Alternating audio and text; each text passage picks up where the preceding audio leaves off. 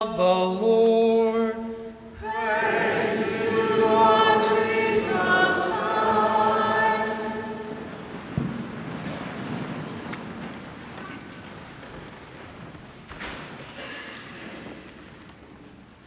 Imagine the scene in that upper room. The disciples gathered, uncertain about their future, clinging to a promise, but unsure of what it meant. Jesus had ascended to heaven after telling them to wait for the Holy Spirit, leaving them in a state of limbo, a spiritual waiting room. At the center of this vulnerable community was Mary. In those days of waiting, Mary wasn't just another disciple. She truly became the mother of the waiting church. Our mission could be to reflect that same steady, prayerful presence in the church, just as Mary stayed faithfully present with the apostles. Our ongoing journey can benefit each of us and make us a lasting impact every step of the way to others as well. On this solemnity of Pentecost, the red vestments are reminiscent of the fire that descended on the disciples. We can imagine what that day might have been like when we look at the stained glass window up here and see the artist's rendition of that day. We may recognize this fire more and more in our own lives if we remain open to hearing God's plan. What an absolutely wonderful time right now to be a member of the Catholic Church in America. Last month, we witnessed the first man from Chicago in the United States of America elected by his fellow cardinals as our new pontiff. This is not something many of us thought would ever happen, at least not in our lifetime. Yet by the glory of God, here we are. When stepping onto that balcony to be introduced to the world, Pope Leo XIV used the same words as Christ when he first saw his disciples after his resurrection. Peace be with you. Immediately, our new Pope, Leo XIV, identified what the Church's focus should be. Our world today has multiple wars raging, and it seems as though the different sides can't even agree on how to begin peace talks. And anyone with at least half a century of life experience might agree the world is going to hell in a handbasket. We began our conversation talking about fire, the Holy Spirit coming down on the disciples like tongues of fire. Fire, a very important, powerful force shaping our world. Fire is also recognized as one very powerful force of destruction, such as the Great Chicago Fire. That's one of the reasons pop singer Billy Joel used fire as a metaphor for chaos, crime, and war in his 1989 song, "We Didn't Start the Fire." It is said that he got the idea for the song from a conversation he'd had with a young man. Joel had just turned 40 years old, and the young man told him that the world was in an unfixable mess. Many of us might feel that the world might be in that shape now. When Joel tried to console him by saying, "I thought the same thing at your age," the young man replied, "Yeah, but you grew up in the 50s, and everybody knows that nothing happened in the 50s. Joel was taken aback by this and replied, "Wait a minute. Didn't you hear of Korea, the Hungarian freedom fighters, or the Sowers?" Those events then became the origin of the song, "We Didn't Start the Fire." Throughout the course of the song, Joel sings a litany of headlines from 1949 to 1989. North and South Korea, Joseph Stalin, the Bay of Pigs invasion, Watergate, AIDS.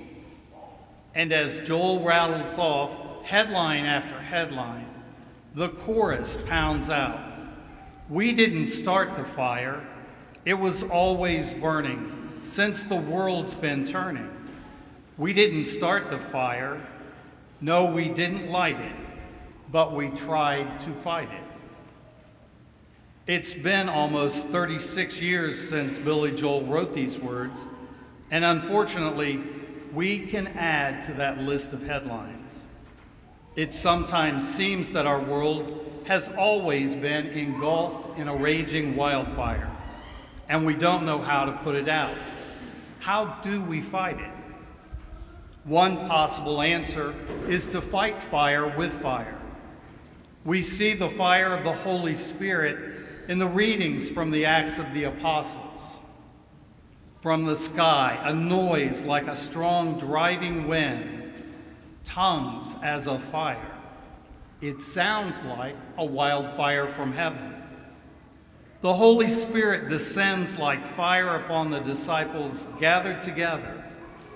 But unlike a wildfire, it does not consume them. This is a different kind of fire. Think of the burning bush on Mount Sinai, where Moses received the law. God was present in a bush that burned but was not consumed. And from that fire, God gave Moses the law. It was the law that connected the Israelites to their God.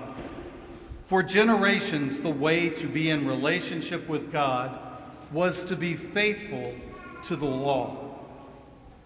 It is fitting, then, that it is on Pentecost that the disciples receive the fire that burns but does not consume.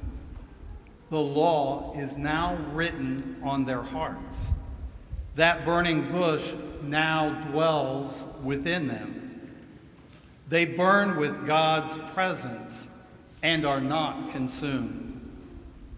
We too have received this fire through baptism, confirmation, and the continued reception of Jesus Christ in the Eucharist. The Holy Spirit has come to us like a strong driving wind, as in tongues of fire. So on the one hand, we have the raging fire of violence, destruction, and death outlined by Billy Joel's song. And on the other, we have the fire of the Holy Spirit descending on the apostles. Is this how we fight the fire Billy Joel writes about? Do we fight fire with fire? When we hear the phrase, we likely think of using an opponent's strategy against them. But this isn't the original meaning. The phrase fighting fire with fire comes from a strategy in battling wildfires.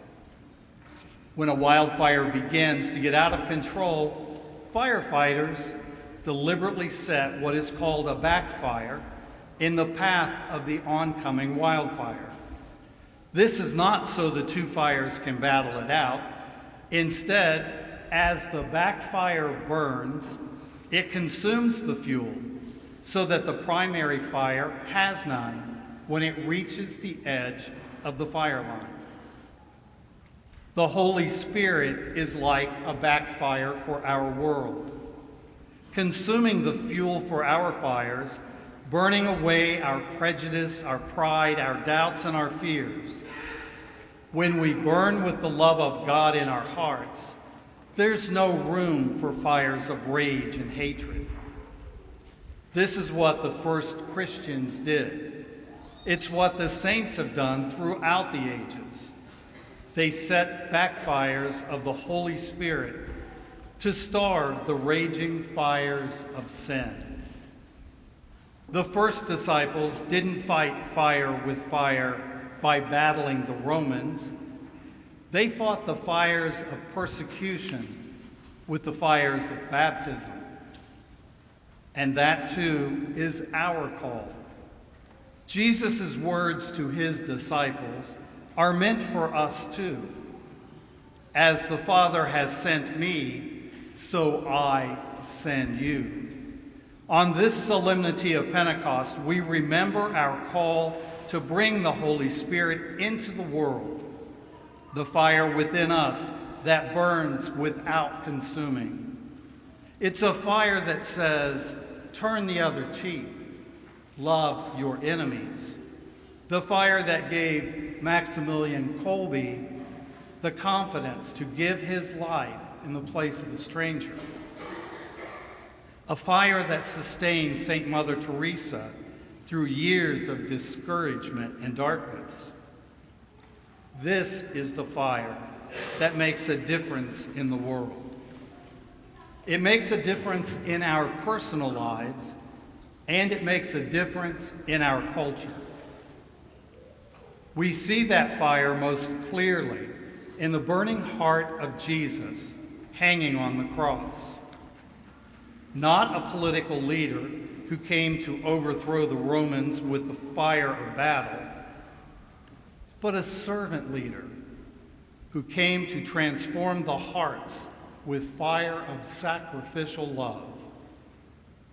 It is his Spirit we celebrate today, and it is his Spirit that sets our hearts ablaze so that we can fight the fire of sin with the fire of the Holy Spirit. We didn't start the fire. It was always burning since the world's been turning. We didn't start the fire, but when we are gone, it will still burn on and on and on and on.